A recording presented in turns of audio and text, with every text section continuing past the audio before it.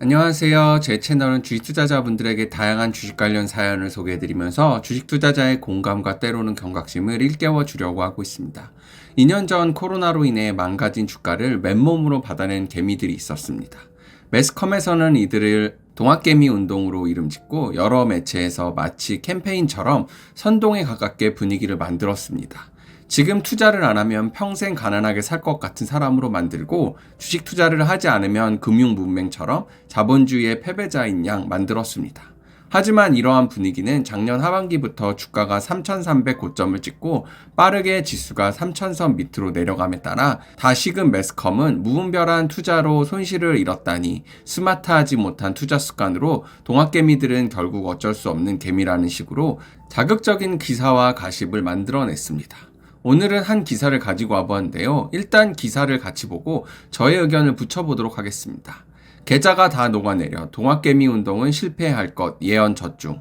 진짜 제목부터 너무 공격적이고 개미 투자자들을 무시하는 게 너무 보여서 기분이 안 좋네요. 코로나19 직후 개미들이 주식시장을 장악하자 증권업계는 동학농민운동의 결말을 떠올렸습니다. 지금은 거침없이 진격해도 결국 전멸로 끝날 것이라고 전망했습니다. 동학개미 운동이 시작된 지 2년이 흐른 지금 이 예측은 사실로 드러나고 있습니다. 29일 개인 투자자들이 가장 많이 이용하는 영웅문 키움증권의 종목별 보유 계좌 수를 조사했습니다. 그 결과 보유 상위 종목 100개 가운데 89개가 마이너스를 기록하고 있었습니다.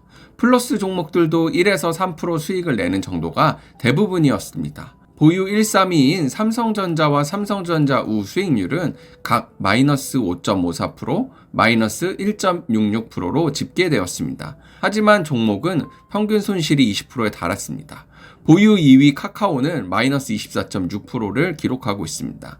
현대차는 마이너스 11.7%, 4위와 네이버는 마이너스 15.4%, 5위도 손실이 두 자릿수입니다. 이 밖에도 HMN 마이너스 21.9% 8위, 카카오뱅크 마이너스 34.2% 11위, 셀트리온 마이너스 38.9% 12위, 현대모비스 마이너스 20.3% 15위 등 보유 종목은 대부분 20에서 30% 손실을 기록하고 있습니다.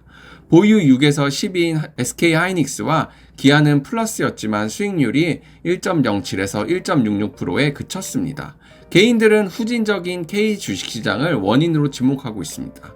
무제한 공매도 쪼개기 상장, 대주주 기습 매도 등 횡행하는 시장에서는 태생적으로 수익을 낼 수 없다는 것입니다. 공매도가 재개된 작년 5월부터 주가가 급락했다는 점도 강조하고 있습니다. 증권업계의 생각은 다릅니다. 전문가들은 개인들이 손실을 보는 매매를 반복한다고 말합니다. 가격만 보고 매매하는 습관이 대표적입니다. 증권업계 관계자는 펀드 매니저는 시장과 기업을 분석해 매매하지만 개인들은 주가만 내리면 달려든다고 말했습니다. 진짜 주가만 내리면 달려든다라고 개미 투자들을 무시하는 내용인데 전형적인 기관의 오만함이 나타나는 것 같습니다. 올해 개인들의 순매수 내역을 보면 이러한 패턴이 보인다는 주장입니다. 연초 이후 개인 순매수 1위에서 5위는 삼성전자, 카카오, 네이버, 코덱스 레버리지, 코덱스 코스닥 150 레버리지입니다. 삼성전자를 제외하고 대부분 급락한 종목들입니다. 카카오와 네이버는 올해 28에서 20% 하락했습니다. 코덱스 레버리지는 19%, 코덱스 150 레버리지는 34% 떨어졌습니다. 자산운용사 대표는 위 사진에서 개미들의 특징이 잘 나타난다고 설명했습니다. 주식을 진지하게 공부하는 대신 손실에 대한 걱정으로 하루의 대부분을 보낸다는 것입니다. 전문가들은 이런 개인들은 간접 투자를 하는 것이 현명하다고 했습니다. 증권가에서 개미들 단골 종목이 추가로 떨어질 것이라는 전망이 나옵니다. 비싼 가격에 상장했지만 실적이 안 나오는 종목들이 위험군으로 거론됩니다.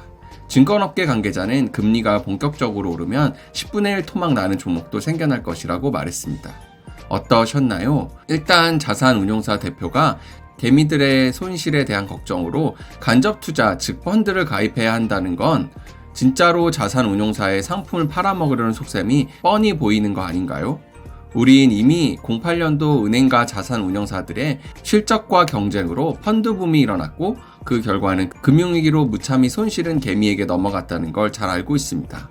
그렇기 때문에 이번엔 개미 스스로 직접 투자하는 동학개미 운동이 일어난 거고요. 펀드라는 게 참 할 말이 많은데 운용수수료 명목으로만 해도 제 기준에 말도 안 되는 금액이 나간다고 생각합니다. 물론 운영을 진짜 잘하는 곳은 수수료가 아깝지 않겠지만 우리가 흔히 접하는 펀드들은 차라리 그 수수료를 낼 바에는 차라리 ETF에 투자하는 게 더 나을 것 같습니다. 그럼 펀드 이야기는 할 말이 많지만 그만하고 기사 이야기로 다시 돌아가겠습니다. 전 사실 이런 기사를 보면 화가 납니다. 이전에 동학개미들을 선동하는 기사를 쓸 때는 언제고 결과론적으로 기사로 손실난 투자자들의 마음을 더 아프게 하는 것 같습니다. 일단은 제가 오늘 이 기사를 가져온 이유는 주식의 가장 호재는 주가가 싸졌을 때이다라는 말이 있습니다. 그리고 시장에 비관이 가득할 때 주식을 살 때다라는 말도 있습니다. 요 근래 2600선까지 떨어진 한국 주식은 주식의 청산 가치가 시가총액보다 작아지는 저평가 상태인 PBR1로 떨어지게 되었습니다. 물론 역사적으로 PBR 1 이하의 구간은 많았지만 그래도 지금 모든 비관에 사로잡혀 주식을 내다팔 때는 아닌 것 같습니다.